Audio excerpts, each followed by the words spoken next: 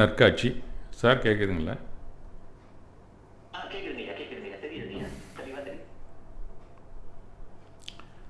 ஆதிபகவன் புலனவழி ஆய்வுக்குழுவின் முதன்மை நிர்வாகி திரு மகராசன் அவர்களுக்கும் மற்றும் இணைந்து ஆய்வு செய்யும் அறிஞர் பெருமக்கள் அனைவருக்கும், இன்றைய நிகழ்வில் இறைவணக்கம் பாடிய பக்தாமராவுக்கும், வரவேற்புரை வழங்கிய நண்பர் டாக்டர் ரமேஷ் அவர்களுக்கும் மற்றும் ஜூம் வழி மின்னணு ஊடகத்தின் வழியே இணைந்திருக்கும் மற்ற பார்வையாளர்கள் அனைவருக்கும் எனது பணிவான வணக்கங்கள். இது தரவுகள் பழைய தரவுகள் தான். இதை நான் சேகரிக்கிறதுங்கிற சொல்கிறேன். அப்பப்போ சில நேரத்தில் ஒவ்வொரு இடத்துலையும் நான் பேசும்போது அதெல்லாம் இருக்கிறதெல்லாம் ஒட்டு மொத்தமாக வச்சுருக்கிறேன். அதெல்லாம் எடுத்து அது என்ன சொல்கிறது, அந்த மாதிரி கொடுக்கக்கூடிய விஷயங்கள் தான். இது 70 வயசுக்கு ஏதோ கொஞ்சம் கொஞ்சம் அள்ளி அள்ளி போட்டு தானே வச்சுருப்போம் நாங்கள்லாம். அது ரிலவெண்ட்டாக இருக்கா இல்லையாங்கிறது பார்வையாளராக இருக்கக்கூடிய நீங்கள் தான் எனக்கு சொல்லணும். அப்போ தான் இர்ரெலவெண்ட்டாக என்ன இருக்கோ அதெல்லாம் நான் கழிச்சிடுவேன், வேறு ஒன்றும் இல்லை. குணமார்கை தலைப்பிலே தொடர்ச்சியாக மேலும் சில கருத்துக்களை உங்கள் முன் வைக்க துணிந்துள்ளேன். என்றும் நிறைவடைந்த கருத்துக்களை நினைவூட்டிக் கொள்வோம். அது கொஞ்சம் முடிஞ்சதுன்னா நான் கொஞ்சம் அப்படி ரீகாப் மாதிரி சொல்கிறேன். நாம் அனைவருமே நல்வாழ்வு வாழத்தான் விரும்பி செயலாற்றுகிறோம். எல்லாரோடையும் ஒன்றிணைந்து வாழ்கிறோம். எக்ஸ்பெஷலி கணவன் மனைவி உறவு உள்பட கல்யாணம் பண்ணும்போதே நாம் நல்வாழ்வு நமக்கு வேண்டும் அப்படிங்கிற ஒரு நினைவோடு தான் செய்து கொள்கிறோம். இருப்பினும் சில தடைகள், சில திரைகள் உருவாகி வாழ்வின் நிம்மதியை மறைத்து விடுகின்றன. அதிலிருந்து எப்படி வெளியில் வர்றது அப்படிங்கிறது தான் என்னுடைய உரையின் நோக்கம். மற்ற விஷயங்களெல்லாம் அது நீங்கள் வேணால் எடுத்துக்கலாம், வேணான்னா விட்டுடலாம். அந்த மாதிரி தான் நான் சொல்ல வந்திருக்கிறேன். ஏன்னா நான் சர்வீஸ்லேயே நிறைய பேர் சபார்டினேட்ஸுக்குள்ள பிரச்சனைகள், போக்குவரத்து இதெல்லாம் தொழிற்சங்கத்தில் இருக்கிறதுனால போய் அட்டன் பண்ணி என்னென்ன மாதிரி இந்த ஆளுகளுக்கு வருது பிரச்சனைங்கிறதுலேருந்து நான் எடுத்த ஒரு தத்துவத்திற்குள்ளே அதை நுழைச்சி தான் உங்களுக்கு கொடுத்துட்ருக்கேன், வேறு ஒன்றும் கிடையாது. அதில் மூல காரணியாக முன்னிற்பது நமது குண மாற்றம் மற்றும் பிறரிடம் காணப்படும் குண வேறுபாடுகளே. அவ்வளோதான். நம் குணமாற்றத்தை கண்டறிந்து அதை சீரமைத்தாலே பெரும்பாலான தருணங்கள் மகிழ்வாக அமைதியாக கழியும். அதே சமயம் பிறரது குண வேறுபாட்டின் காரணத்தை அறிந்து அதற்குரிய நம் செயலை சீரமைத்தாலும் மீதி நிம்மதியும் நம்மையிடமே அடையும் என்பது நிச்சயம். உறவும் நட்பும் அதனதன் இலக்கணத்தின் இடைவெளியிலே நம்முடைய பழக குணமார்கியின் புரிதல் நமக்கான நல்வாழ்வை மீட்டுத்தரும். இதற்கான முயற்சியே இவ்வுரை வழி தொடர்பு. இயலுக்கு பின் தான் இலக்கணம். ஆனால் இலக்கணம் திடமாய் காலூன்றி பின் சொல்லின் காப்பு கட்டுக்குள், அதாவது யாப்புச்சிறைக்குள் இயல் அடைபட்டது. இதுவே ஒரு செம்மொழிக்கான கலாச்சாரம் என்பதை நம் தமிழ்மொழி பறைசாற்றி வருவது தமிழரான நமக்கெல்லாம் பெருமைதான். ஆங்கிலத்தில் பல யாப்பு இலக்கணங்கள் இருந்தாலும் தமிழுக்கான யாப்பு தனித்துவமானது. அது ரசிச்சுக்கிட்டே இருக்கலாம். அதெல்லாம் இலக்கியம் படிக்கணும், தமிழ் கேட்கணும், என்ன சொல்லப்போனால் அண்ணா கருணாநிதி உரையெல்லாம் கேட்கணும். ஏனென்றால் தமிழ் மொழி தனியொரு மொழி, ஆங்கிலம் பன்மொழி கூட்டு. அது இலக்கணம், அதன் கட்டமைப்பு அப்படியே இருக்குன்னு சொல்ல முடியாது. அதனால் தனித்துவம் மிளிர வாய்ப்பில்லை. தமிழை பொறுத்த வரைக்கும் என்றைக்குமே மாறவே மாறாது இலக்கணம். யார் நினைச்சாலும் அசைச்சு மாற்றிக்கொள்ளவும் முடியாது. அந்த மாதிரி ஒரு காங்க்ரீட்டான ஒரு கிராமர் உள்ள ஒரு மொழின்னு சொன்னால் நம்ம தமிழ் தான். கருத்தெளிவிற்காக சொல்லை கட்டுதல் தான் இயலின் வெற்றி அடங்கியுள்ளது. செய்யுளியலின் வெற்றியும் அதுவே. சொல்லை கட்ட உதவுவது யாப்பு. மொழியை அழகாக வெளிப்படுத்தி இணைந்த சொற்களை உச்சரிக்கும் போது அவ்வெழுத்து அசைந்தாட வேண்டும், அது அசை. அவ்வசைகள் சீராக சேரும்போது சீர்.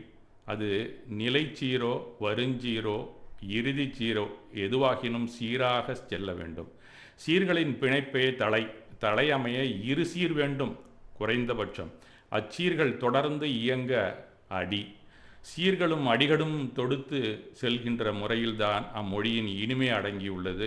இது 1976 எங்கள் தமிழ்ச்சங்கத்தில் எப்பயோ போட்டு வச்சதெல்லாம் அள்ளிப்போ உங்கள்கிட்ட கொடுக்குறேன், மறந்து கூட போச்சு எனக்கு. இனிய இலக்கணத்தை உலகிற்கு உணர்த்திய இலக்கியங்களை உள்ளடக்கியது நம்ம தமிழ் மொழி. இதுவே இதன் செம்மை சிறப்பு. அதில் சீர்மிகு செய்யுள் வடிவில் அளவத்த 2 அடிகளில் சிறப்பாய் அமைந்தது குறள். அதில் சுவை ஒளி ஊறு ஓசை நாற்றமென 5 வகை தெரிவான் கட்டே உலகு. குணம் நாடி குற்றமும் நாடி அவற்றுள் மிகை நாடி மிக்க குழல். இவ்விரு குறள் வழியே என் உரையை சிறைப்படுத்தி உங்களுக்கு அன்று உரைக்க முயன்றேன், இன்றும் தொடர்கிறேன். குணம் அப்படின்னா குணா அப்படிங்கிறது ஒரு சமஸ்கிருத வார்த்தையிலேருந்து வந்ததுன்னு தான் சொல்லப்படுகிறது. இது தரம், தனித்தன்மை, பண்பு, சொத்து அப்படின்னு மொழிபெயர்க்கலாம். எனக்கு செல்வத்திலோ தலைமை வகிக்கவோ பெண்ணாசியோ கிடையவே கிடையாது. மேலும் என் உடலில் குணபேதமும் இல்லை. நான் ஆண்டவனுடைய பிரதிநிதி. இப்படி தான் முகமது நபி ஸல்லல்லாஹு அலைஹி வஸல்லம் அப்படிங்கிறவர் கூறியிருக்கிறார். அவர் ஒரு ஞானி தான். ஞானியர் எல்லாருமே இப்படி தான் மென்மையான குணத்தை கொண்டிருப்பார்கள்.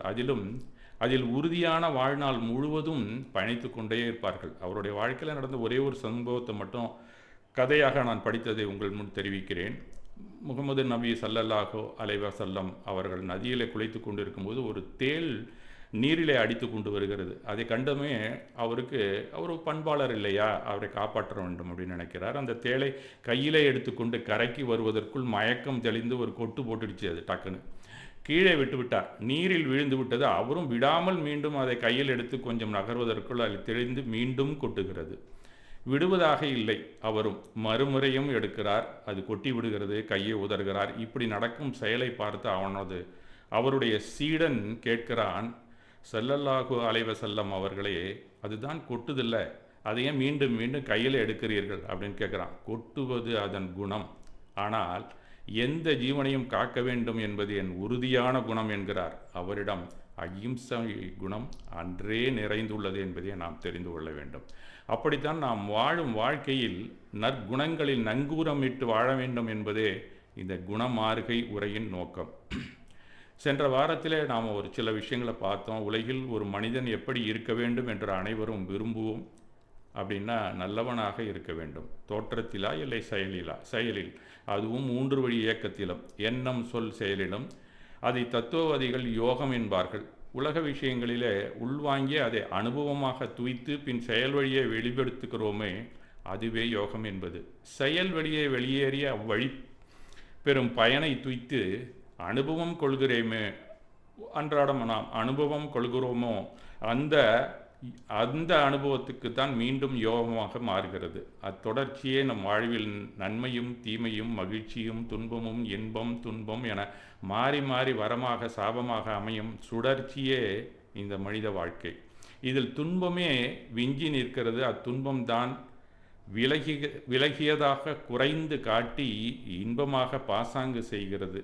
அதுதான் உலக வாழ்க்கையின் புரிதல் என்கிறார்கள் ஞானியர்.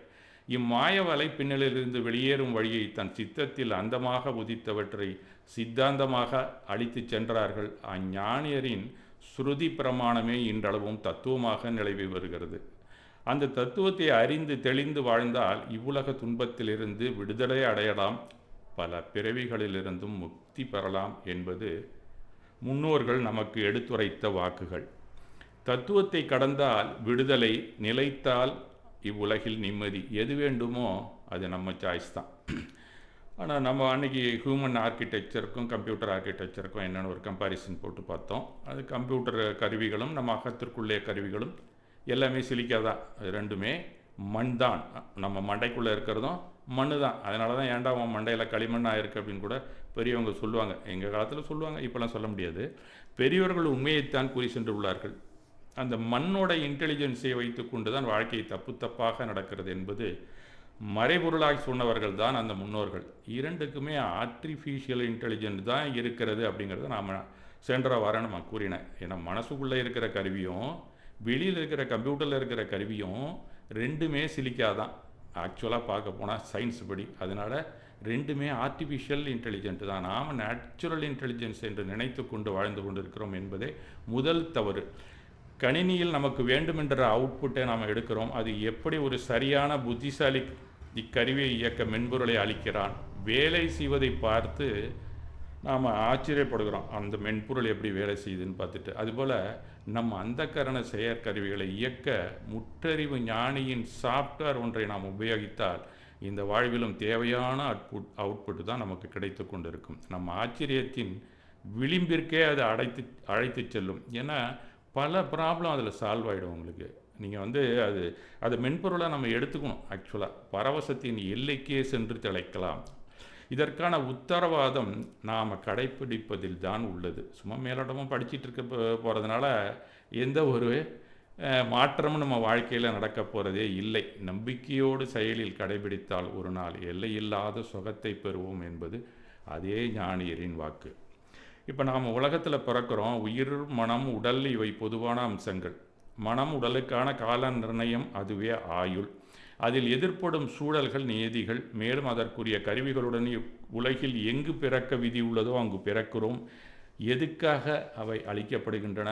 நாம் முன்னவே ஏதோ ஒரு பிறவியிலே பிறந்தோமே, அந்த அனுபவங்களை இன்று அனுபவிப்பதற்கான நியதிகளை கொண்டு நாம் இங்கே பிறக்கிறோம் என்பதுதான் உண்மை. அந்த அனுபவிக்க வேண்டும் என்றால் நாம் என்ன செய்யணும்? இயங்க வேண்டும். அதுக்கான ஒரு இயக்கம் நம்மிடமே இருக்க வேண்டும். அவ்வாறு இயங்கி செயலாற்றும் போது, கர்மம் செய்யும்போது நாம் பெறும் அனுபவங்களே எதிர்கால வாழ்வை அவைகளே தீர்மானிக்கின்றன. இவ்வாறான சுழற்சி பிறவி சுழற்சி என்ற வினைக்கொள்கை கூறுகிறது. செயல் என்றால் காலம், இடம், அதாவது ஊடகம் இரண்டுமே தேவையில்லையா? அப்படித்தான் எல்லா வினைகளும் நிறைவேறுகின்றன. இது ரெண்டும் இல்லாமல் ஒரு செயலும் நம்ம வாழ்க்கையில் நடக்கிறதே இல்லை. அந்த உலகத்தில் இல்லை மேடு பள்ளங்கள் போல காலத்திலும் மேடு பள்ளங்கள் கர்மபூமி காலத்திலிருந்து தொடங்கிவிடும். போக போக காலத்தின் மேடு பள்ளம் கூடவே செய்யும் அப்படின்னு தான் கிட்டத்தட்ட எல்லா ஞானியுமே சொல்லுகிறார்கள். இதை தான் அன்றைக்கி கேள்வி கேட்டாங்கன்னுங்கிற மேடம் அருகாவூர் சாரோட மகள் நினைக்கிறேன். அப்படியே உங்களுக்கும் அப்படியே உங்கள் எல்லாருக்குமே தெரிவித்துக் கொள்கிறேன். நிச்சயமான ஒரு பிரதேசத்திற்கு ஒரு கால அணுவில் நாம் நகர்வது மாற்றமே கிடையாது. இதுதான் ஆயுளை தீர்மானிக்கிறது நம்மளை பொறுத்த வரைக்கும். ஆனால் நாம் சொல்கிற ரியல் டைம் அப்படிங்கிறது நம்மளுடைய கிளாக், நாமெல்லாம் உருவாக்கி வச்சுருக்க அந்த கடிகாரத்தின் வழியே வரையறை செய்தது. இதற்கு உதவியவர்கள் தத்துவத்தின்படி பார்த்தாக்கா சூரிய சந்திரர்கள், ஜோதிஷ்க தேவர்கள், இவர்கள் தான் நமக்கு உதவுகிறார்கள். இந்த வியவகார காலம் அப்படின்னு தான் தத்துவம் நமக்கு எடுத்துரைக்கிறது. இந்த கடிகார நேரத்துடன் நாம் எப்போதும் இணையாக செயலாற்றி வருவதே இல்லை, பயணம் செய்வது இல்லை. இதுதான் நம்ம வாழ்க்கையில் இருக்கக்கூடிய காலத்திற்கான மேடு பள்ளம். ஒரு காலத்தில் எல்லாருமே அதிலேயே இணைந்து வியவகார காலமோ நிச்சய காலமே அவங்களுக்கு தெரியாது, ஆனால் அதோடையே ஒன்றி தான் போய்கொண்டு இருந்திருக்கிறார்கள். இப்போ நாம் சினிமா பார்க்குறோன்னு வச்சுங்களேன், சுற்றி நடப்பது எல்லாமே நமக்கு தெரியறதில்ல. நமக்கு பிடிச்ச நண்பர்களுடன் இன்னும் சொல்கிறோம்னா நம்ம லவரோட இருந்தோம்னா நேரம் போகிறதே தெரியலப்பா. இப்படி தான் ரியல் டைம் ஃபாஸ்ட்டாக இருக்குது, மென்டல் டைம் லேகிங்காக இருக்குது, பிகைண்டில் இருக்குது. அதுதான் இந்த மேடு பள்ளம் அப்படிங்கிறது. நாம் ஒரு ட்ரெயினுக்கு வந்திருக்கிறோம், அந்த ட்ரெயின் ரொம்ப லேட்டாக வருது. மேபி அவங்க கூட நாங்கள்லாம் போயிருக்கும்போது ஜான்சி ஸ்டேஷனில் கிட்டத்தட்ட 12-14 மணி நேரம் வெயிட் பண்ணோம். பிளாட்ஃபார் அதிலே படுத்து புரண்டு தூங்க முடியாமல் என்ன பண்ணுறதுனே தெரியல. காலம் நத்தை போல் நகர்ந்து கொண்டு இருந்தது அன்று. அப்போனா என்ன அர்த்தம்? எங்கேயோ ஒரு மென்டல் டைம் ஃபாஸ்ட்டாக இருக்குது, ரியல் டைம் லேகிங் இருக்குது நம்ம மைண்டுக்குள்ளேயே. அதுதான் தலைகீழான அனுபவம். இதுதான் காலத்தின் மேடு பள்ளம் என்பது. இது கலியுகத்தில் அடிக்கடி நிகழும், நம்ம வாழ்க்கையில் நிகழ்ந்து கொண்டு தான் இருக்கிறது. நாம் எப்போ நம்மளுடைய மென்டல் டைமும் ரியல் டைமும் நம்ம வீட்டில் இருக்கிற கிளாக்கோடு இன்றைக்கி மெர்ஜ் ஆகிறோமோ, சரியான ஆயுள் பயணத்தில் நாம் இருக்கிறோம்னு அர்த்தம். இதனால தான் காலத்தில் மேடு பள்ளம் இருக்கிறது என்று ஞானியர் அன்றே சொல்லிவிட்டு சென்று விட்டார்கள். உலகில் குணத்தின் பரியாயங்களை 3 வகையாக ஞானியர் பிரித்துள்ளார்கள். ஒன்று சாத்வீகம், ராஜசம், தாமசம் அப்படின்னு நம்ம அன்றைக்கு பார்த்தோம். 8 வினைகளாக நாம் வினைக்கட்டை வகைப்படுத்தி வைத்திருக்கிறோம். உட்பிரிவுகளில் 148 மூலக்கூறுகள் இருப்பதாக சொல்லப்படுகிறது. இவை எல்லாமே வினையின் பரியாயங்கள் தான். அதுபோல் இந்த 3 படிநிலைகளும் சாத்வீக கலைப்புடன் ராஜசம் வெளிப்படும், சாத்வீக கலைப்புடன் தாமசமும் வெளிப்படும். இதுபோல் ஒவ்வொன்றும் கூடுதல் அழுத்தத்துடன் மற்றவற்றுடன் செயல்படும். இதுதான் உலகம் குணவயப்பட்டதாக காணப்படுகிறது. ஒவ்வொரு ஜீவனும் தனித்துவமாக அடையாளத்தை வெளிப்படுத்துகிறது. மேலும் ஒவ்வொருவரும் தனித்தன்மையான இலக்கணம் இக்கணம் கொண்டு இருப்பர். அடுத்த கணம் மாறி குண பேதகத்துடன் அதே புதிய தன்மையுடன் காணப்படுவர் என்பது முக்கியமானது. வினைக்கோட்பாடு அப்படின்னு நம்ம பார்த்தோம்னா 2 சொல்லப்படுகிறது சமணத்திலே, பாவகர்மா, திரவிய கர்மா அப்படின்னு. அதுபோல் பாவனைகள் தான் நம் குணமாறுகைக்கு முக்கிய காரணம். இதை நாம் தத்துவ ரீதியாக புரிந்து கொள்ள வேண்டும். பாவனைகள் எத்தனை வகையோ அவை ஒன்றொன்றுக்கும் பல கோணத்திலே பேதப்படும் குணமாறுகைகள் தான் காரணம். எதிராளியின் குணமாறுபாடு தான் நம் உணர்வை தூண்டிவிடும். நம் உணர்வின் வெளிப்பாட்டில் குணமாறுகையின் கலவைகள் அடையாளப்படும். இதை நாம் முழுக்க முழுக்க கவனித்து கொண்டே இருக்க வேண்டும் என்பது தான் ஞானியர்கள் நமக்கு எடுத்துரைக்கிறார்கள். நம்முடைய சகிப்புத்தன்மையின் அளவை பொறுத்து கோப உணர்வு வெளிப்படும். எப்படி தீய உணர்வுகள் 4 நிலையில் இருக்குன்னு சொல்லுவாங்க. நீங்கள் அதெல்லாம் உங்களுக்கு தெரியும். ஆனந்தானம் வந்து அப்பிரத்தியாக்கியானம், பிரத்தியாக்கியானம், சஞ்சுலவனம், இப்படிலாம் குறிப்புகள் இருக்கின்றன. நம்மை அறியாமலே சில சூழ்நிலையிலே கோபத்தின் உச்சியை தொட்டு கீழிறங்குவது உண்டு. இதை நாம் அகத்தாய்வு செய்தால் தான் புரிந்து கொள்ள முடியும். கோபத்தில் வாய்க்கு வந்தபடி திட்டிவிட்டு பின்னால் அன்றைக்கு அப்படி நாம் நடந்திருக்கவே வேண்டாம் போல இருக்க அப்படின்னு நம்ம உணர்வதும் உண்டு. ஆனால் இந்த இரண்டுக்கும் உள்ள இடைவெளி இருக்குல்ல, அது மாதமாக இருக்கா என்னங்கிறது தான் நமக்கு இருக்கக்கூடிய மனப்பக்குவம் அங்கே தான் இருக்குது. நம்ம இன்னைக்கு காலையில் இருந்துட்டு ஒரு 1 ஹவர்லேயே நம்ம வந்து அதை பேசியிருக்க வேண்டாமோ அப்படின்னு நினச்சா நாம் குணம் பேதகம் என்ன நம்மள்கிட்ட இருக்குது அப்படிங்கிறத குணமாறுகையின் வழியிலே நாம் தெரிந்து கொள்ளலாம். இதுதான் நமக்கு தெரிந்து கொள்ள வேண்டிய முக்கியமான ஒரு விஷயம். இந்த ரெண்டுக்கும் உள்ள இடைவெளி கூடும்போது தான் பலவித பிரச்சனைகள் வருகின்றன, உறவிலே முறிவு வருகிறது. அதுதான் இன்னைக்கு இருக்கக்கூடிய காலத்தில் அது என்ன சொல்கிறது, நிறைய டைவர்ஸ் வருது. அந்த டைவர்ஸ் ஆனவங்க திருப்பி ரீயூனியன் ஆனால் கூட அந்த பழைய உறவு இருக்குமா அப்படிங்கிறது ஒரு சந்தேகம்தான். அதனால தான் அந்த காலத்திலேயே சொல்லுவாங்க. இப்போ கூட அதெல்லாம் நடைமுறையில் எல்லாருமே பேசக்கூடியது தான். அதை படிக்கும்போது இந்த தத்துவத்தை படித்த பின்னாளில் தான் சில மணித்துகள் தான் எனக்கு இது என் வாழ்க்கையில் வந்ததுன்னு தான் சொல்லணும். உடனே நான் சாரி கேட்டுருவேன். என்னுடைய நெருங்கிய நண்பராக இருந்தாலும், என் மனைவிட்ட மட்டும் இல்லை, யாராக இருந்தாலுமே டக்குன்னு கேட்டுருவேன். அப்படி இல்லை அவங்க அதுக்கு மேலே நான் சொல்கிறத ஏற்றுக்கலை அப்படின்னு சொன்னால் அந்த உறவு எதாக இருந்தாலும் என் ஃபேமிலியை தவிர பாக்கியெல்லாம் அப்படி கூட்டி வெளியில் வந்துடுவேன்.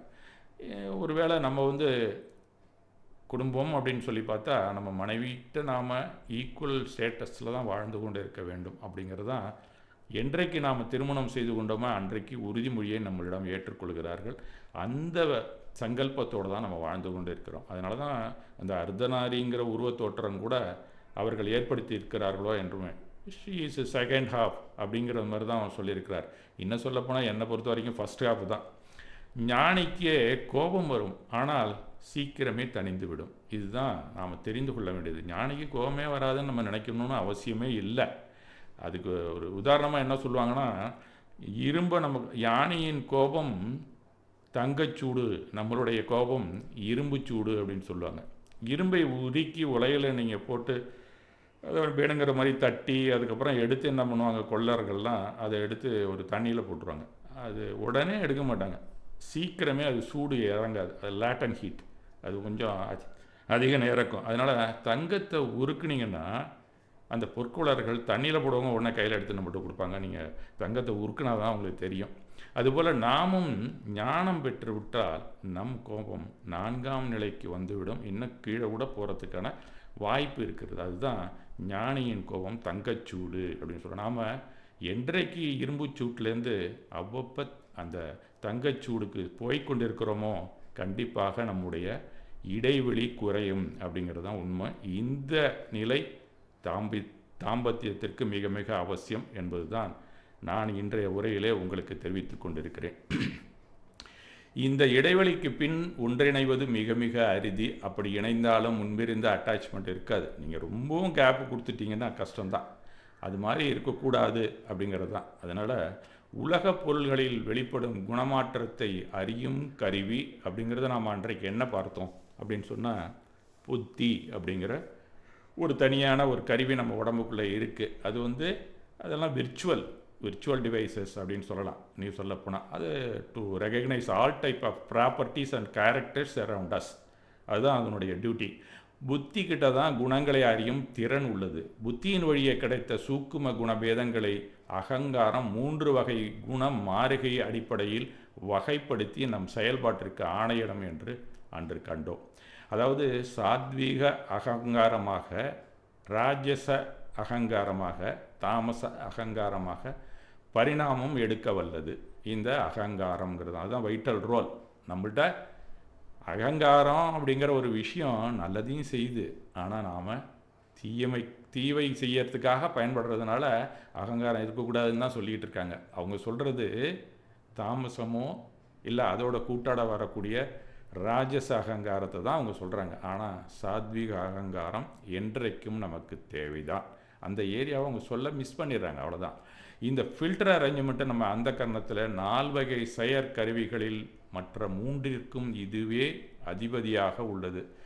அது அன்றைக்கே சொன்னேன், என்னென்ன 4 கருவிகள்னு சொன்னால் மனம், சித்தம், புத்தி, அகங்காரம். இதில் இந்த 3க்குமே அகங்காரம் தான் டாப் லெவலில் இருந்து அதிபதியாக இருக்கிறது. சரி, இதனுடைய செயல்பாடுகளை நம்ம உதாரணத்தோடு அன்றைக்கு நாம் பார்த்தோம். இந்த சாத்வீகம் அப்படிங்கிற அகங்காரத்திலிருந்து வெளியில் 5 கருவிகள் உருவாகின்றன அப்படிங்கிறது தான் தத்துவங்கள் எடுத்து கூறுகின்றன. அதாவது ஞானேந்திரியங்கள் அப்படின்னு சொல்லுவாங்க. இன்றைக்கு இன்னைக்கு புதுசாக நம்ம அந்த டாபிக்குள்ளே தான் நம்ம வர்றோம். ஞானேந்திரியம் அப்படின்னு சொன்னால்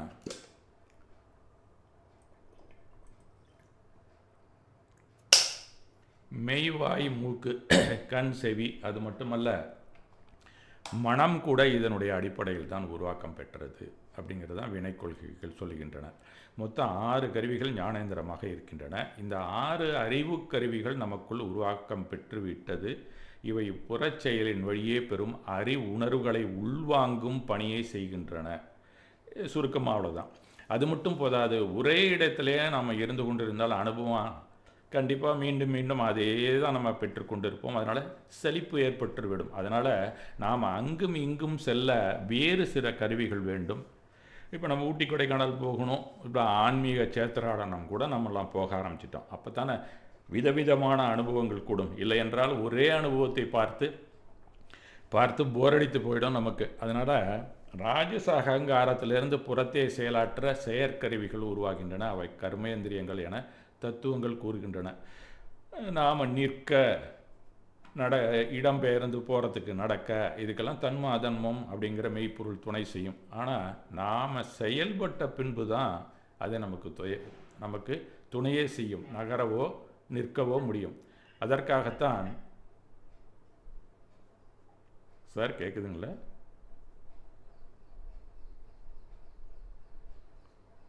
சார் கேட்குதுங்களா?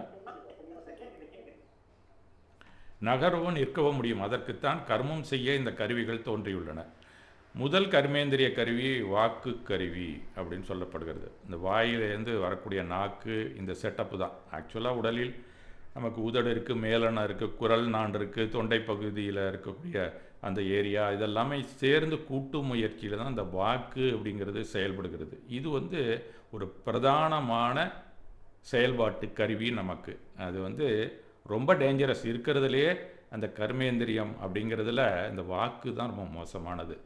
அது அடுத்தவங்களை எதுக்கு நம்ம விரட்டியோ இல்லை பணிந்தோ வேலை வாங்க உபயோகப்படுவது அப்படிங்கிறத நம்ம ஜென்ரலாக தெரிஞ்சு வச்சுருக்கோம். இங்கே வா, அங்கே போ அப்படின்னு நம்ம ஒரு தொழில் செய்ய உதவுவது இந்த வாக்கு அப்படிங்கிறது தான்.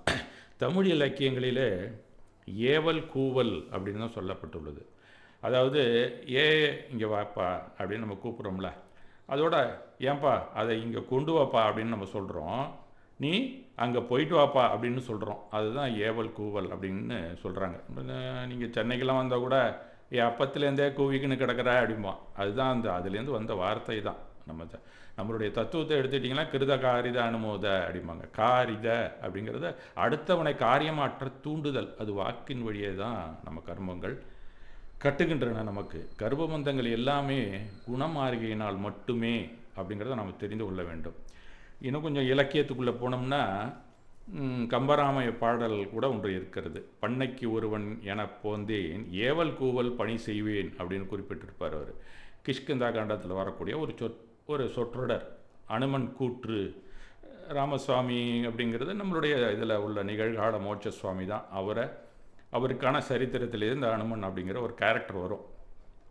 அப்போ ராமன் வானா வருவேன், போனா போவேன், நான் குற்றேவல் செய்பவன் அப்படின்னு தான் அனுமன் சொல்லுகிறார்.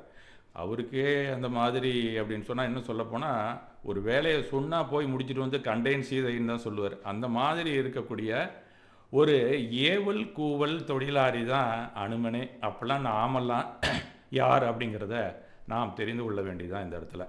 கணவன் மனைவி உறவில் வாக்குத்தான் மிக முக்கியம். முதல்ல உள்வாங்கிக்கிட்டு அதன் சாதக பாதகங்களை சொல்லிவிட்டு செய்யாமல் கூட இருக்கலாம். உடனே மறித்தா நம்ம முடியாது அப்படின்னு சொன்னால் உறவில் விரிசல் தான் வரும்.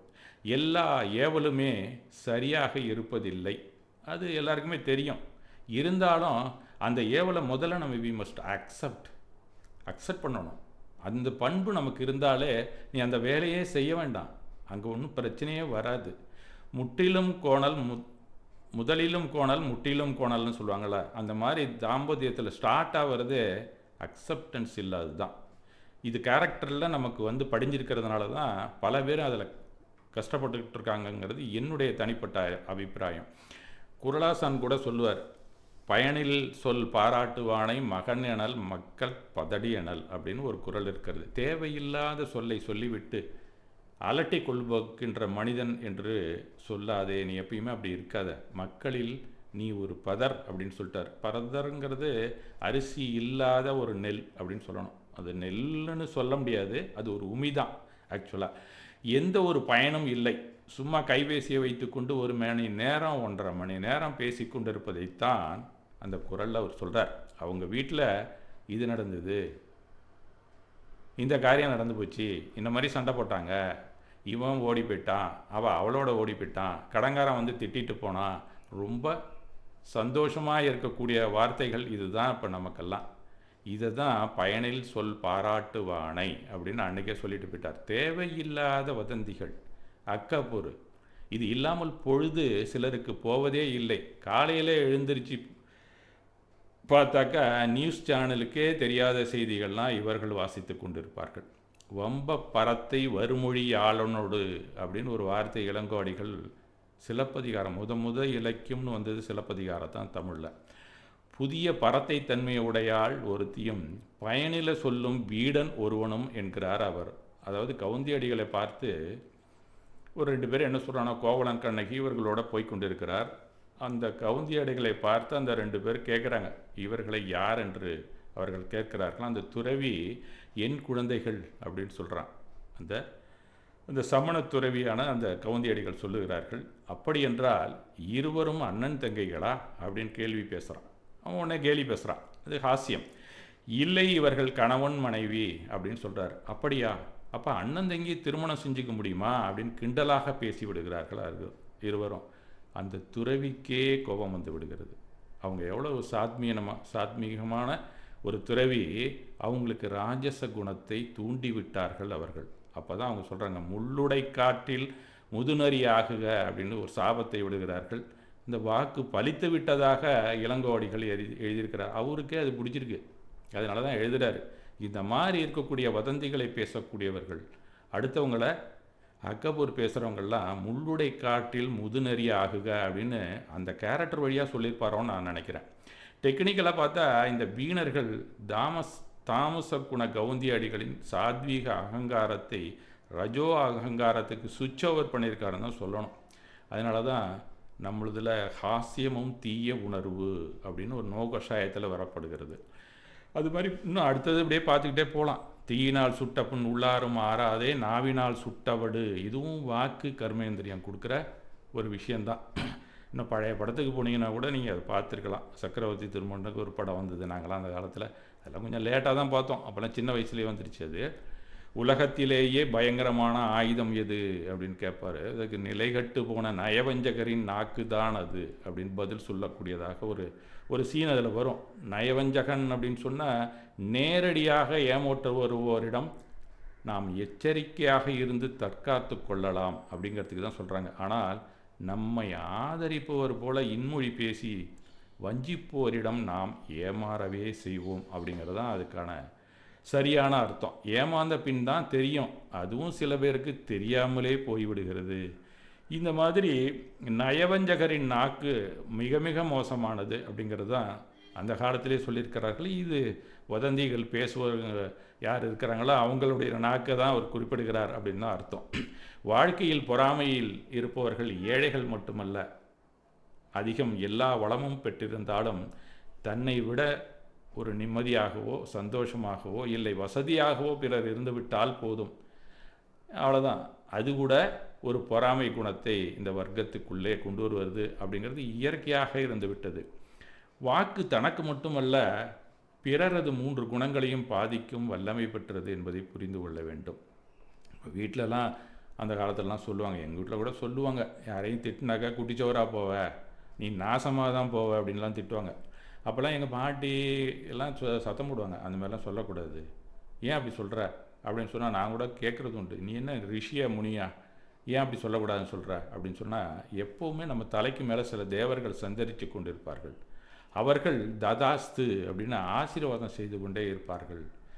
அது மாதிரி நீ ஆகட்டும், அப்படியே ஆகட்டும்ங்கிறது தான் அதுக்கு அர்த்தம். அந்த மாதிரி வரமளிப்பார்கள். நாம் என்ன சொல்கிறோமோ அந்த வார்த்தை அப்போ பலித்துவிடும். அவர்கள் நமக்கே தெரியாத நம்ம வாக்குக்கு அவ்வளோ சக்தி இருக்குன்னு, அவர்கள் அதை வரமாகவும் இல்லை சாபமாகவும் மாற்றிவிட்டு செல்லக்கூடிய சக்தி அவர்கள்ட்ட இருக்காதான் ததாஸ்து அப்படின்னு. இப்போ கூட சில பேர் ஆசீர்வாதம் பண்ணுறதை நீங்கள் கேட்கலாம். அதனால எங்கள் அம்மா இல்லை எங்கள் ஊரில் இருக்கிற சின்ன பெரியவங்கள்லாம் என்ன சொல்லுவாங்களாம், எல்லாம் சரியாயிடும்ப்பா, எல்லாம் நன்மைக்கே அப்படின்னு தான் எல்லாத்தையுமே சொல்லுவாங்க. அது இன்னும் சொல்லப்போனால் இன்னும் கொஞ்சம் கூடுதலாக ஏதாவது சொல்லணும்னா கூட அதை வந்து உங்கள் வீட்டில் தங்கமாக விளைய அப்படின்னு தான் சொல்லுவாங்க. ஒரு கண்ணாப்புனான்னு பேசக்கூடிய வழக்கம் அந்த காலத்தில் இல்லை. இப்போல்லாம் சினிமாவிலலாம் கெட்ட வார்த்தை ரொம்ப சர்வசாதாரணமாக வந்துகிட்ருக்கு. அதெல்லாம் பார்த்துட்டு பிள்ளைங்கள்லாம் என்ன மாதிரி பேசுகின்றன அப்படிங்கிறதெல்லாம் உங்களுக்கு தெரியும். இன்னும் கொஞ்சம் நம்ம சைக்காலஜி படி பார்க்க போனால் சைக்கோ கைண்ட்னஸ் அப்படின்னு ஒரு ஏரியா இருக்குது அந்த சைக்காலஜியில். அதை வந்து டெலிகைண்ட்னஸ் அப்படின்னு சொல்லுவாங்க. அது வந்து ஃபார் ஆஃப் எங்கேயோ இருக்கக்கூடிய ஒருத்தனை கூட நீங்கள் இங்கேருந்து இயக்கி அவனை நம்மளுடைய ஏவல் செய்ய தூண்டலாம் அப்படிங்கிற ஒரு விஷயம் அந்த வாக்குக்கு அவ்வளோ ஒரு வலிமை இருக்கிறது அப்படின்னு தான் சொல்லலாம். இங்கேருந்து அவன் என்ன சொன்னாலும் அங்கே இருக்கிற ஒரு கொலை கூட செய்யக்கூடிய ஒரு தனியான ஒரு மெத்தட் இந்த டெலிகைண்ட்னஸ்லேயும் இந்த கைண்ட்னஸ்லேயும் இருக்கிறதாக சொல்லி கொண்டு இருக்கிறார்கள். இது வந்து நீங்கள் மோட்டிவேஷன்ஸு போனீங்கன்னா 11 டைப்ஸ் ஆஃப் மோட்டிவேஷன்ஸு சொல்லுவான். அதில் இதெல்லாம் சொல்லுவான். அதெல்லாம் நீங்கள் போனீங்கன்னா யார் மென்டல் வீக்காக இருக்கிறாங்களோ அவங்களுக்கெல்லாம் தான் அந்த சைக்கோ கான்னியஸ் வேலை செய்யும் அப்படிங்கிறது மாதிரி சொல்லுவோம். அதெல்லாம் நீங்கள் தனியாக படிக்கணும், வேறு வழி இல்லை, படித்து தெரிஞ்சுக்கலாம். அதனால் +2 ஃபெயிலாக இருந்தால் கூட அந்த பையனை கண்ணாப்புனான்னு திட்டி போய் சாவு அப்படின்னு யாராவது சொன்னால் அவங்களோட செத்து போயிறான்னு தான் பேப்பரில் கூட வரும், பார்த்துருக்கலாம் நீங்கள். அப்போ வாக்குக்கு எவ்வளவு வலு இருக்கிறது அப்படிங்கிறத பாருங்கள். இந்த கிருத காரித அப்படிங்கிறார்ல மகாவீரர், அது மிக மிக துல்லியமாக செய்யக்கூடியது அந்த வாக்கு. அந்த கர்மேந்திரியத்தை நாம் மிக மிக சரியாக கவனித்து வாழ வேண்டும் அப்படிங்கிறது தான் அந்த குணமார்கிலே நான் உங்களுக்கு முன் தெரிவித்துக் கொள்கிறேன். இது போன்று வலிமையான வார்த்தைகளை கொண்டவர்களை, நல்ல வார்த்தைகளை கொண்டிருந்தால் குறளாசிரியர் கூட நிறைமொழி மாந்தர் அப்படின்னு தான் சொல்கிறார். அவர்கள் சாபம் விட்டால் பலிக்கும். நேமிநாதர் சரித்திரத்தில் கூட தீபாயான முனிவர் விட்ட சாபம் தான் அந்த துவாரகையே எரித்து விட்டது அப்படின்னு சொல்லி ஒரு வரலாறு கூட இருக்கிறது. இப்படி குணம் என்பது ஜடப்பொருளின் மாளிகை. அது ஸ்தூலமாக இருந்தாலும் சூக்குமமாக இருந்தாலும் இந்த 3 குணங்களும் எப்போதும் இருக்கவே செய்யும். உணர்வில் சாத்வீகம், ஐம்புலன் வழியாகத்தான் இந்த செயல்முறை நடைபெறுகிறது அப்படிங்கிறத நாம் தெரிந்து கொள்ள வேண்டும்.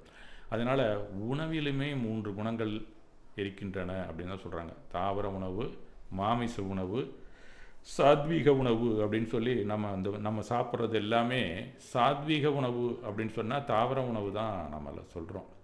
இந்த ராஜச உணவு அப்படிங்கிறது தாமச உணவில் தான் மாமிச உணவுலாம் வருகிறது அப்படின்னு சொல்லுவாங்க. இந்த மாதிரி 3 விஷயங்களாக நம்ம அதை பிரிக்கலாம். அது ஒரு டாபிக். ஆறுகத உணவுன்னு கூட முன்னாடி ஒரு தடவை பேசியிருந்தேன். அது வேணாலும் அவங்க யாரும் கேட்குறதுன்னா அனுப்பி வைக்கிறேன்.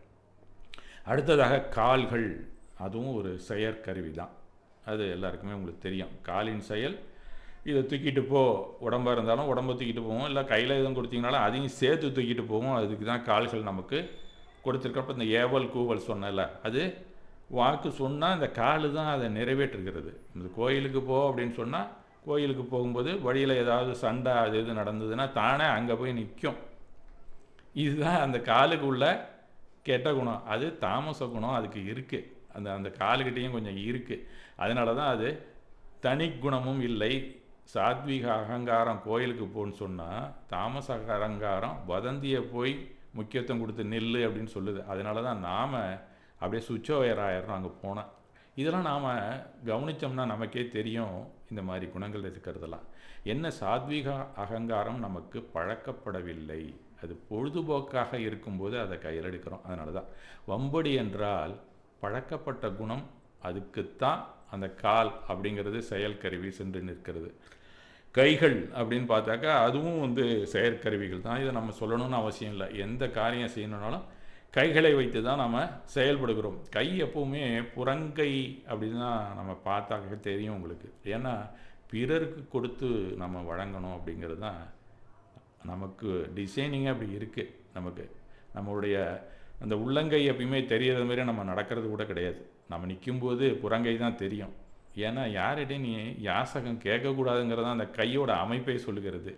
அந்த கைக்கு பாணின்னு சொல்லுவாங்க ஞானியர்கள்லாம். அது அந்த பாணிங்கிறத நீங்கள் எல்லா ஒரு இடத்துலையுமே நீங்கள் பார்க்கலாம். பாணின்னா இங்கே இந்தியில் இருக்கிற பாணி இல்லை. கையில் வில்லு இருந்ததுன்னா கோதண்ட பாணி, கையில் தண்டம் இருந்தால் தண்டபாணி, சக்கரம் இருந்தால் சக்கர பாணி, அவ்வளோதான். இதெல்லாம் சாதாரண மனிதர்களுக்காக சொல்லப்பட்டது. பின்னாடி அது பண்பு பெயர்களாக கடவுளுக்கும் எடுத்துக்கொண்டார்கள் அப்படிங்கிறது தான் உண்மை. தமிழ் இலக்கியத்தில் ஆரம்பத்துலலாம் இந்த கோதண்டபாணியோ இல்லை தண்டபாணியோ சக்கரபாணியெல்லாம் வரல. பின்னாடி வந்தவங்க தான் அவங்கெல்லாம். குழந்தை மண்டியிட்டு போய் உட்காந்து அதுக்கு ஏந்திரிச்சு நடக்க முடியலன்னா கூட கையை 2 கையும் சப்பு சப்புன்னு தட்டும். அதுக்கு தான் சப்பாணி பருவம் அப்படின்னு தமிழில் உண்டு. அது மாதிரி பாணிங்கிறது கை செயற்கருவி. அதனால் நீங்கள் நல்லதும் செய்யலாம், கெட்டதும் செய்யலாம். அதுவுமே நம்மளுடைய குணம் எப்படி ஆக்ட் பண்ணுதோ அதுக்கு தகுந்தாப்பில் நம்ம வரக்கூடியது. அதுவுமே நமக்கு வினையை தரக்கூடியது தான்.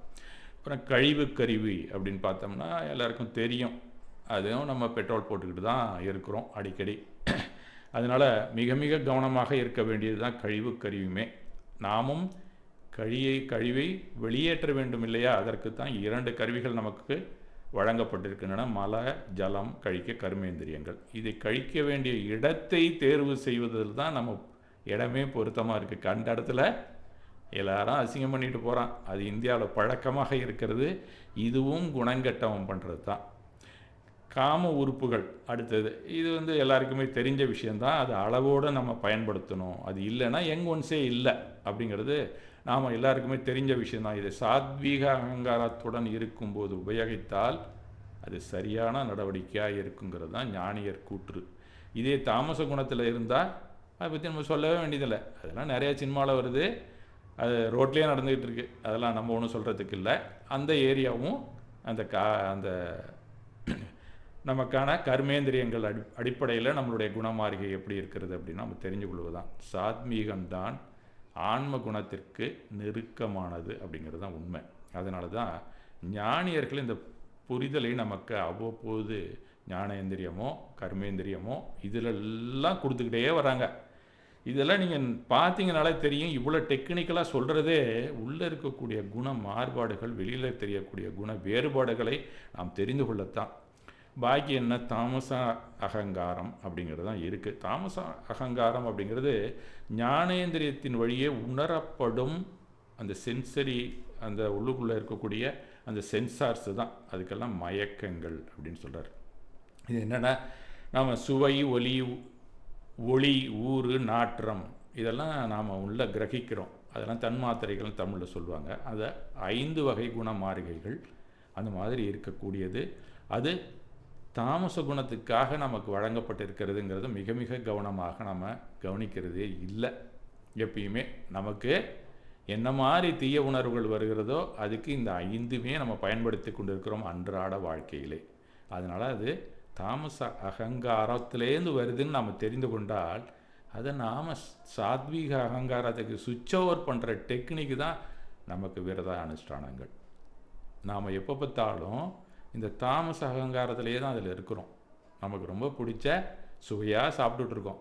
எவ்வளோ மாத்திரை போட்டாலும் அதிலே தான் போயிட்டுருக்கோம். நம்ம உடம்பையும் நமக்கு எடுத்துக்கிறோம்.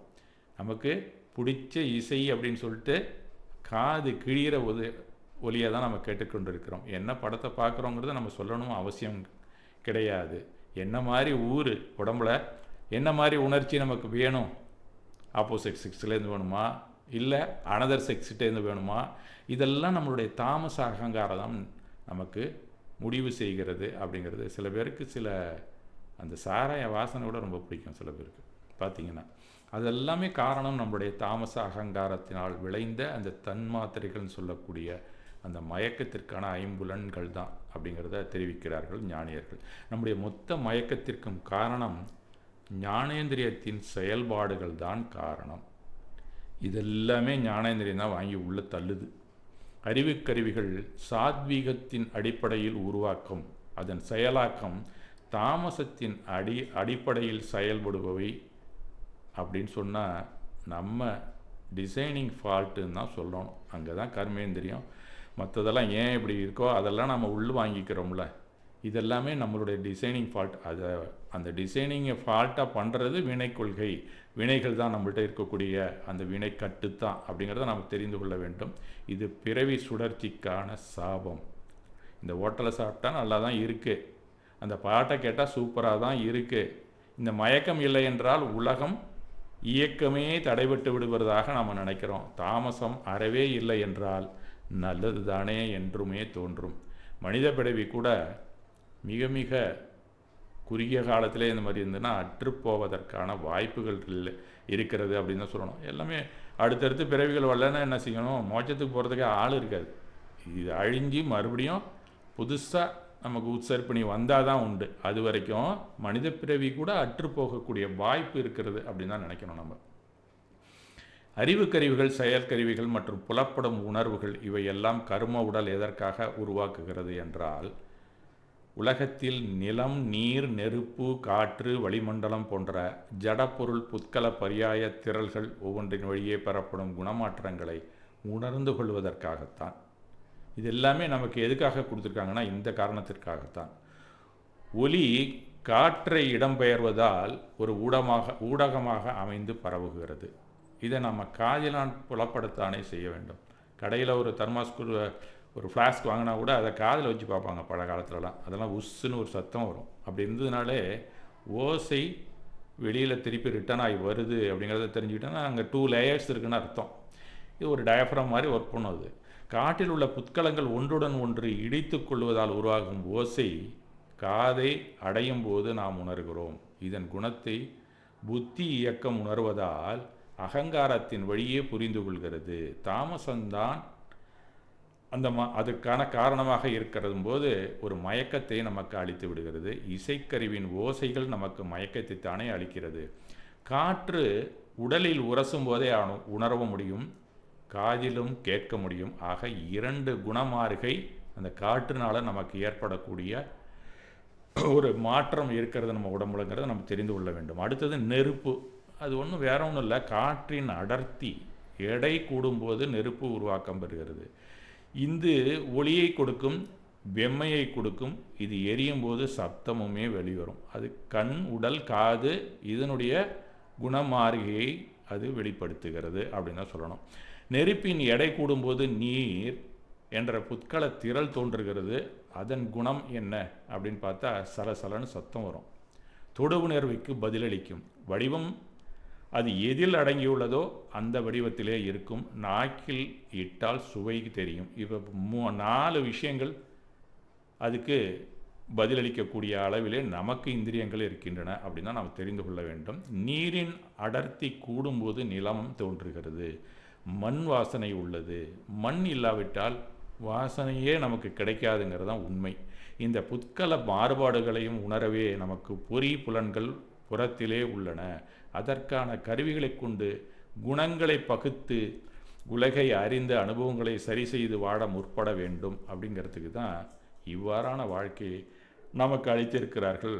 எப்படி அப்படிங்கிறத நாம் புரிந்து கொள்வதற்காக நமக்கு ஞானியர்கள் பல கூறுகளை நமக்கு வழங்கியிருக்கிறார்கள். இவ்வாறான வாழ்க்கையை நற்காட்சி நோக்கிய வாழ்வியலாக நமக்கு அளிக்கிறார்கள் நம்மளுடைய ஞானியர்கள் அப்படின்னு தான் சொல்கிறோம். நற்காட்சியை புரிந்து கொள்ள உலகம் குணவயப்பட்டுள்ளது அப்படிங்கிறத நாம் தெரிந்து கொள்ள வேண்டும். அத்தனை குண வேறுபாடுகளையும் அறிந்து கொள்ள முயலாமல் வாழும்போது உறவுகளில், சுற்றத்தில் பல கசப்புகளை நாம் கொண்டுதான் சமூகத்தில் வாழ வேண்டியுள்ளது. அதனால் மனிதன் என்றாலே குணத்தின் கலவையே அப்படிங்கிறத நாம் தெரிந்து கொள்ள வேண்டும். பல குண வேறுபாடுகளுக்கிடையே அனுபவிக்கும் போது குணம் கெட்டவனாக அடிக்கடி மாறுகிறானே ஒழிய எப்போதும் தீய உணர்வில் வாழ வேண்டும் என்று யாருமே நினைப்பதே இல்லை. ஆனால் இந்த உள்ளார்ந்த தத்துவ கூறுகளை ஆராயாமல் ஒருவர் பகை உணர்வை வளர்த்து கொண்டு ஒன்றிணைந்து வாழும்போது துன்பம் மிக கூடுதலாகவே உணர வேண்டிய கட்டாயம் ஏற்படுத்தி விடுகிறது அப்படிங்கிறத நாம் புரிந்து கொள்ள வேண்டும். இந்த குணமார்கியை புரிந்து கொண்டு செயலாற்றும் அறிவுத்திறன் தான் ஞானம் என்பது. அதை நாம் தெரிந்து கொள்வது தான் மிக மிக முக்கியமானது. அந்த ஞானம் அப்படிங்கிறது அதுலேருந்து தான் நமக்கு தெரியப்படுகிறது. நம்ம ஒரு சினிமா தேட்டரில் உட்காந்துருக்கோன்னு வச்சிங்களேன், ஆரம்பிக்கிறதுக்கு முன்னாடி திரையில் வெண்திரை தான் இருக்கும். அப்புறம் பாட்டு போடுவான், திரையை விளக்கணுன்னே ஏதோ ஒரு ஆக்டரோ ஏதோ ஒரு ஆள் வந்து நிற்பார். இப்போ ரஜினிகாந்தே எடுத்துக்கிறோன்னு வச்சிங்களேன், ஆட்டோக்காரன்னா நம்ம அந்த பாட்டுக்கு ஒரே விசில் சத்தம், தேவா இசைக்கு மேலே தூக்கலா நம்ம விசில் சத்தம் தான் கேட்குதுன்னு வச்சிங்க. அப்போ நாடி நரம்பெல்லாம் முறுக்கேறுகிறது. அந்த படத்தோட தீம் மியூசிக்கு நம்மை அப்படியே ஆட்கொண்டு விடுகிறது. படம் ஓடும்போது மட்டும் இல்லை, வீட்டுக்கு போனாலும் அது காதில் ஒழித்து கொண்டே இருக்கிறது, அகமகிழ்ந்து போகிறோம். ஒரு ஹீரோ சொல்கிறது தான் வேத வாக்கு. அதுக்கப்புறம் அம்மா அப்பா சொல்கிறத கூட ஒருத்தனும் கேட்க மாட்டான். அப்புறம் தனி ஸ்டைல் தான் வாழ்க்கையில். நம்ம நடக்கும்போதெல்லாம் அதே தீ மியூசிக்கில் தான் ராஜ நட போடுவான். அது என்ன சொல்ல போனால் அதர் செக்ஸை பார்த்து அப்படி தான் நடந்துக்கிட்டு இருக்காங்க எல்லோரும். இந்த படம் ஓடும்போது நாம் போய் அந்த திரையில் கையை வைத்தால் என்ன ஆகும்? அந்த ரஜினி சாரை தொட முடியுமா, இல்லை அதில் இருக்கிற நிழலை நாம் தொட முடியுமா அப்படிங்கிறத நமக்கு நல்லாவே தெரியும். அதில் உயிரோட்டம் இல்லை. அந்த உயிரோட்டம் இல்லாத உருவம்தான் இருக்கிறது. மின்னோட்டத்தில் வந்த உருவம் என்று தெரிந்தாலும் அப்பாவை விட அது ஹீரோவாக நாம் நினைக்கிறோம். அந்த திரை என்பது என்ன அப்படிங்கிறது நமக்கு தெரியல. சொந்த வாழ்க்கையின் முன்னேற்றத்திற்கு நாம் பல வகையிலே நம்ம பாதிக்கப்படுகிறோம் அந்த திரையினால். இது ஒரு மாயை என்று தெரிந்தும் நாம் நம் ஞானத்தை மறைத்து வைத்திருக்கிறோம் அப்படிங்கிறது தான் உண்மை. அந்த மாயை விலகினால்தான் நமக்கு ஞானமே பிறக்கும். அதுபோல் மண்ணால் செய்த உருவம்தான் நாம். தரையில் ஒரு கணினி சிப்பு இருக்கிறது, அதுவும் மண்ணால் தான் உருவானது. நாமும் ஓடுகிறோம் ஆடுகிறோம். ஒரு நாள் நாம் உண்மையான நான் அல்ல என்ற புரிதல் வரும்போது அந்த மாயை விலகும். அப்போது ஞானம் பிறக்கும். அதுதான் மாயை நீங்கினால் ஞானம் அப்படின்னு தாரக மந்திரமாக எல்லா ஞானியரும் கூறுகிறார்கள். ஒவ்வொரு செயலுமே குணமார்கியினால், குணத்தை மறைக்கும் குற்றத்தினால் குளறுபடியாகின்றன. அதனால் நம் அறிவாற்றல் பலகீனமடைந்து செயலாற்றுவதால், அதாவது ஞான மறைப்பு ஏற்படுவதால் பல துன்பங்களை நாம் அடைகிறோம். இந்த மறைப்பை விளக்க குணமார்கியின் விசித்திரங்களை அனுபவிக்க அத்திரை மறைப்பு கொஞ்சம் கொஞ்சமாக விலகி கொண்டே வருகிறது. அதைத்தான் நமக்கு இன்னும் கொஞ்சம் நமக்கு பிடிபடுறது மாதிரி அந்த காலத்திலே சொல்லியிருக்கிறாங்க. குணமார்கியை குறைப்பிட என்ன மாதிரி இருக்கிறது நமக்கு குறிப்பிட லேசியை அப்படிங்கிற ஒரு தத்துவத்தை நமக்கு உருவமாக அளித்துள்ளார்கள் ஞானியர்கள். கருப்பில் இருக்கும் அடர் நீளம், சாம்பல், ரோஜா, மஞ்சள் இந்த மாதிரி மற்றும் வெள்ளை என்று சொல்லுகிறார்கள். ஆக்சுவலாக அது கலர்லெஸ். வெள்ளைன்னு நம்ம சொன்னால் தான் புரியும் அப்படின்னு சொல்லுகிறார்கள். இது 6 லேசியைகள். நிறங்கள் இருட்டில் இருந்து ஒளி வரை இருக்கும். இந்த நாம் இருட்டிலேருந்து வெளியில் வர்றதுக்காக நமக்கு கொடுக்கப்பட்ட ஒரு உருவம் தான் அது. மேலும் ஒரு நபரின் ஆன்மீக நிலையை குறைக்கின்றன. ஆன்மீக நிலையில் நம்ம சாத்வீகத்தில் குணத்தில் நாம் எந்த அளவில் இருக்கிறோம் அப்படின்னு தெரிந்து கொள்வதற்கான ஒரு ஏற்பாடு தான். இது ஒரு பழத்தை ஒருத்தன் உண்ண விரும்புகிறான். அதுதான் அந்த படத்தில், அந்த நம்ம பார்க்குற படத்தில் இருக்குது. ஆன்ம குணத்தில் கருப்பு குற்றம் அதிகமாக இருந்தால் மரத்தை அடியோடு வெட்டி தள்ளி தனக்கு வேணுங்கிறத உண்டு விட்டு மீதத்தை வீணடித்து வாழ்வான். போயிட்டே இருப்பான் அவன் பாட்டுக்கு. குணத்தில் அடர் நீல குற்றம் இருந்ததுன்னா பழங்கள் உள்ள கிளையை கீழிலிருந்தே வெட்டி அதுலேருந்து உழுவுற அந்த பழத்தை பறித்து சாப்பிட்டுட்டு இருப்பான். அது அடுத்த கேட்டகரி. குணத்தில் பழுப்பு குற்றம் அதிகமாக இருந்தால் பழக்குலை அதிகமாக உள்ள சிறிய கிளைகளை வெற்றி தின்று வாழ்பவன் அவன். குணத்தில் வெளிர் சிகப்பு குற்றம் அதிகம் இருப்பின் மரத்தில் ஏறி பறித்து தின்று வாழ்பவன் இந்த ரகத்தை சேர்ந்தவன். குணத்தில் மஞ்சள் நிற குற்றம் மிகுந்தவனாக சற்று யோசிப்பான். இவன் எல்லாமே மேலே ஏறாமல் கைக்கு கிடைக்கிற பழத்தை மட்டும் பறித்து சாப்பிடுவோமா அப்படின்னு அவன் தான் கொஞ்சம் யோசிப்பான். அதிலேயே குணத்தில் எந்த குற்றமும் இல்லாத மனிதன், வெள்ளை மனம் கொண்ட பிள்ளை குணம் உள்ளவன் அவன்தான். அவன் கீழே விழுந்த பழங்களை மட்டுமே தின்று வாழ்பவன். ஆத்மா ஒரு படிகத்தை போன்றது. அது அதனுடன் தொடர்புடைய கர்ம விஷயத்தின் நிறத்தை பிரதிபலிக்கிறது அப்படிங்கிறது தான் இந்த படம் நமக்கு தெரிவிக்கிறது. ஒரு தூய ஆன்மா அப்படின்னு சொன்னால் அதில் லேசியம் இல்லை, அந்த கலர் கோட்டிங் இல்லை அப்படிங்கிறது தான். லேசியாவின் கோட்பாடு உணர்வு மற்றும் நிறம் இரண்டையும் உள்ளடக்கிய ஒரு முழுமையான கோட்பாடு. லேசியத்தை தூய்மைப்படுத்தாமல் ஞானம், சர்வ ஆற்றல் அல்லது முந்தைய பிறவிகளை நினைவுபடுத்துதல் போன்ற அறிவை வளர்க்க முடியாது அப்படின்னு நம்ம சுருக்கமாக சொல்லிட்டோம். உங்களுக்கு அந்த லேசியை பற்றி நீங்கள் படிச்சிங்கன்னா மிக நன்றாக நம்மளுடைய குணம் மாறுபாடு எப்படி இருக்குன்னு நம்ம தெரிந்து கொள்ளலாம் அப்படிங்கிறதுக்கான ஒரு சித்திரம் தான் இது. இதே லேசியை கொஞ்சம் நமக்கு அந்த காலத்திலேயே சொல்லியிருக்கிறாங்க, அதை நம்ம பார்த்துருக்குறோம். இது அதுலேயே அடுத்த ஸ்டெப் ஒருத்தர் காமிக்கிறாங்க. அது இது எளிய உருவமாக சித்திர வடிவிலே தாவோயிச ஞானியர்கள் தெரிவிக்கிறார்கள். சீனாவை சேர்ந்தவங்க. இந்த ஞானியர்லாம் சீனாவில் இருந்தவர்கள். முழுவதுமாக எந்த ஒரு மனிதனும் நல்ல குணத்தோடு இல்லை, நற்குணம் இருந்தாலும் சிறிய அளவு குற்றம் இருக்கவே செய்யும் அப்படிங்கிறது தான் அந்த ஒயிட்டில் ஒரு சின்ன பிளாக் ஸ்பாட் இருக்குது பாருங்கள், அதை தான் அவங்க சொல்கிறாங்க. இந்த இடத்துல இருக்கக்கூடிய இவ்வளவு சுக்லமாக இருந்தால் கூட அதில் கிருஷ்ணலேசியை இருக்கத்தான் செய்யும் உலகத்தில் அப்படிங்கிறது தான் அவங்க சொல்கிறாங்க. அதே போல் எவ்வளவு குற்றமுள்ள ஒரு தீயவனாக இருந்தாலும் அவனிடம் நல்ல குணம் இருக்கவே செய்யும் அப்படிங்கிறது தான் ஒரு ஒயிட் ஸ்பாட் அதில் போட்டிருக்கான். அப்போ சுக்லலேசியில் சிறிதளவு கிருஷ்ணலேசியாக இருக்கவே செய்யும் அப்படிங்கிறது தான் அந்த கிருஷ்ணலேசியா மனிதனிடத்திலே சுக்லலேசியும் இருக்கவே செய்யும் அப்படிங்கிறது தான் ஒரு சிம்பாலிக்காக அவங்க ஒரு மொழியில் அவங்க தெரியப்படுத்தியிருக்கிறார்கள் அப்படிங்கிறத நீங்கள் எல்லாத்துலேயுமே பார்த்துருக்கலாம். இது என்ன சிம்பிள்னு நமக்கு புரியல, இதுவும் நம்மளுடைய குண வேறுபாடுகளை குறிப்பதற்கான ஒரு அடையாள குறியீடு தான். எப்படி நாம் குற்றங்களை எல்லாம் களைந்த அந்த சுக்லலேசி என்னும் தூய மனநிலையிலிருந்து மாறுவது அப்படிங்கிற வினாவிற்கு நம்மளுடைய முழுதுணர் ஞானி பகவான் மகாவீரர் நமக்கு பத்தரத்தின் வழியே செயல்முறைகளை அளித்துள்ளார் அப்படிங்கிறதையும் நாம் தெரிந்து கொள்ள வேண்டியது மிக மிக அவசியமாகிறது. அடுத்தது பார்த்திங்கன்னா பத்தரம் அப்படிங்கிற விஷயத்தில் தான் இந்த குண மாறுபாடுகளை நாம் எப்படி சுவிட்ச் ஓவர் பண்ணுறங்கிற ஒரு சைக்காலஜி டெக்னிக்கே அதில் தான் வச்சுருக்கிறார் அவர். இதை நம்ம அடிப்படையில் நம்ம நன்றாக தெரிந்து கொண்டால் இந்த psychologic method to remove colouring on our soul அப்படிங்கிறது தான் உண்மை. இதை நாம் புரிந்து கொள்ள வேண்டும். தீய உணர்வுகளுக்காக வெளிப்படுகின்றன எல்லா குணப்பரியாயங்களுமே வெளியில் வருகின்றன. அது கிட்டத்தட்ட அதில் ஒரு 16, இதில் ஒரு 9 அப்படின்னு சொல்லுவார். 25 வகைப்பாட்டிலே கஷாயங்கள், நோ கஷாயங்கள் உணர்வுகளாக வெளிப்படுகின்றன. அதனை வேர்பகுதியாக கொண்ட அந்த திரிகணங்கள் அதுதான் அதை எடுத்துக்கொண்டு நமக்கு எண்ணம் சொல் செயலாக விழியிலே செயல்படுத்துகிறது. அதனால தான் வினை கட்டு வருகிறது அப்படின்னு சொல்லப்படுகிறது. இந்த குணம் மாறுதல்களை பத்தரம் என்ற ஒரு புரிதலுடனான பயிற்சியை நமக்கு அளிக்கிறார் மகாவீரர். அதன்படி நாம் வாழ்க்கையை நம் இன்றிலிருந்து துவங்கினால் கூட பல பிறவிகளை கண்டிப்பாக விலக்கி விடலாம் என்று உத்தரவாதத்தை பகவான் மகாவீரர் நமக்கு அளிக்கிறார். கோபம் வெளிப்படும் போது அதற்கு மாறாக எதிர்மறையாக நாம் பொறுமை குணமாக உருமாற்றம் செய்தால் இதெல்லாம் சமய நேரத்தில் உள்ள நடக்கணும். அதற்கான பயிற்சிகள் நமக்கு வேண்டும். அதை தான் ஒரு டெய்லி காலையில் எழுந்திரிச்சோடனேயே உத்தம க்ஷமா தர்மாங்காய நமக அப்படின்னு ஒரு மந்திரத்தை சொல்லுப்பா அப்படின்னு சொல்லி கொடுத்துருக்காரு. ஆனால் அதை அந்த 10 நாளைக்கு மட்டும் அன்னைக்கு மட்டும் சொல்லிட்டு போயிடுறோம். இதை டெய்லியே சொல்லணும். ஆக்சுவலாக இதெல்லாம் தான் நமக்கு பயிற்சி. இந்த குண மாறுதல்கள், குண வேறுபாடுகள்லேருந்து வெளியில் வர்றதுக்கான ஒரு டெக்னிக், ஒரு மெத்தடாலஜியே அதில் தான் இருக்குது.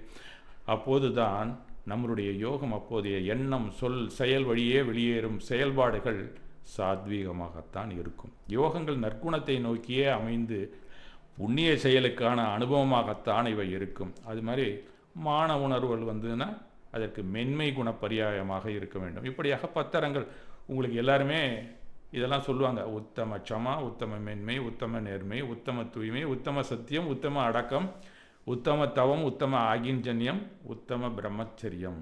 இதெல்லாமே நம்ம படிச்சிருக்கோம். 4 மாதத்துக்கு, ஒரு வருஷத்துக்கு நான் ஏதோ ஒரு புரட்டாசி மாதத்தில் வரும். இதெல்லாம் அது நேரத்தில் எல்லாரும் அந்த குணமார்கியின் தோற்றம் ஞானத்தின் குருட்டு நிலை அப்படிங்கிறத அதன் தெரிவிக்கிறது தான் அந்த பத்திர நோன்பினுடைய முக்கியமான நோக்கம். இதுபோல் நாமும் ஆன்மாவின் நிலையான குணத்தை விட்டு நிலையில்லாத குணத்தை கொண்டு நகர்ந்து வாழ்ந்து வருகிறோம். அப்படிங்கும்போது தான் 6 குணங்களில் அந்த 6 பொருள்களின் குணம்தான் மாறாமல் அப்படியே இருக்கின்றன உலகத்திலேயே அப்படிங்கிறத அவர் சொல்கிறார். மற்ற மாய பொருள்கள் எல்லாமே குண மார்கையில் தோன்றி மறைகிறது என்ற உண்மையை விளக்கத்தான் இந்த ஆன்ம தத்துவங்கள். நாம் ஆன்மா என்ற தெளிவு பிறந்தால் குணமார்கை மரணித்திருக்கும், மார்கைக்கான திரவியம் விலகி இருக்கும், அதுவே விடுதலை பேறு அப்படின்னு சொல்கிறார். ஆக குணமார்கையை மனிதனை நல்லவனாக கெட்டவனாக வெளித்தோற்றத்தில் காண செய்யும். ஆன்மா ஜடப்பொருள் கருவிகளை கொண்டு உலகை காணும்போது குணத்தில் குற்றங்கள் மறைப்பவனாக, அந்த மறைப்பாக குணமார்கையை தோற்றுவிக்கின்றன. அதனால் ஞானத்தில் மறைப்பு ஏற்பட்டு போகிறது. அந்த குற்றங்களை களைந்த மாமனிதர்களைத்தான் குற்றங்கள் இல்லான் குணத்தால் நிறைந்தான் அவனே பகவான் ஆகிறான் அப்படின்னு தான் சொல்லப்படுகிறது. அந்த குற்றங்களை விலக்குவதற்கான ஒரு அளவீட்டு குறியீடே நமக்கு வழங்கி இருக்கிறார்கள். அதையும் நம்ம அடிக்கடி பார்க்குறோம். அந்த அளவீடுகளையும் நாம் பார்த்துருக்கலாம். அதற்கு குணஸ்தானம் அப்படிங்கிற ஒரு தனி சாப்டரே இருக்குது உங்களுக்கு. குற்றம் விலகியதின் அளவீட்டை குறிக்க இந்த குணஸ்தான அளவீடுகள் இதெல்லாம் தத்துவத்தில் வரும். இதெல்லாம் நீங்கள் படிக்க உங்கள் குணத்தில் இருக்கக்கூடிய குற்றங்கள் விலகி நீங்கள் சுக்ல லேசியைக்கு ஒரு நாள் போவீர்கள் அப்படிங்கிற அடிப்படையில் தானே இதில் வழங்கப்படுகிறது. ஆன்ம குணத்தில் படிந்துள்ள குணங்களின் அளவீடுகளை 14 நிலைகளிலே சித்திரமாக வடித்துள்ளார்கள். இதில் சில குண மார்கை படிநிலையில் இருந்தால் பரமபத பாம்பு போல கீழே தான் நம்ம லேசியைக்கு தள்ளப்படுவோம் அப்படிங்கிறதையும் இந்த 14 நிலைகளிலேயே நமக்கு அறிவித்துள்ளார். அப்போ அமாவாசைக்கும் பௌர்ணமிக்கும் இடையிலே 16 நாட்கள் தான் இருக்குது. அந்த கிருஷ்ணலேசிங்கிறது அந்த நிலாவுக்கு கூட இருக்குது. அது கொஞ்சம் கொஞ்சமாக வெளியில் தன்னுடைய அந்த சுய ஒளி இல்லை, ஆனால் அது பிரதிபலிக்கிற ஒளி தான். அதை கொஞ்சம் கொஞ்சமாக வெளியில் கொண்டு வருது பௌர்ணமி அன்னைக்கு. இதனால தான் இந்த 14 நிலைக்கு அந்த சுக்லலேசியிலேருந்து நம்ம எப்படி சுக்லலேசியைக்கு வருகிறோம் கிருஷ்ணலேசியிலேருந்து அப்படிங்கிறதுக்கான ஒரு குறியீடு தான் அந்த குணஸ்தானத்திற்கான படம் அப்படின்னு தான் நம்ம எடுத்துக்கொள்ள வேண்டும். அதுபோல் பல பிறவிகளாகின்றன இந்த 16 படிநிலைகளை கலக்க அப்படிங்கிறது தான் சொல்லப்படுகிறது. சிம்பிளாக நமக்கெல்லாம் தெரிஞ்ச ஒரு விஷயம் என்ன அப்படின்னு சொன்னால், குரலாசான ஒரு குரலையே நமக்கு வழங்கியிருக்கார். உடனே உங்களுக்கு மைண்டில் அது செட்டப் ஆகிருக்கணும், மேப் ஆகிருக்கும். மனத்துக்கண் மாசிலன் ஆதல் அனைத்தரன் ஆகுல நீர பிற.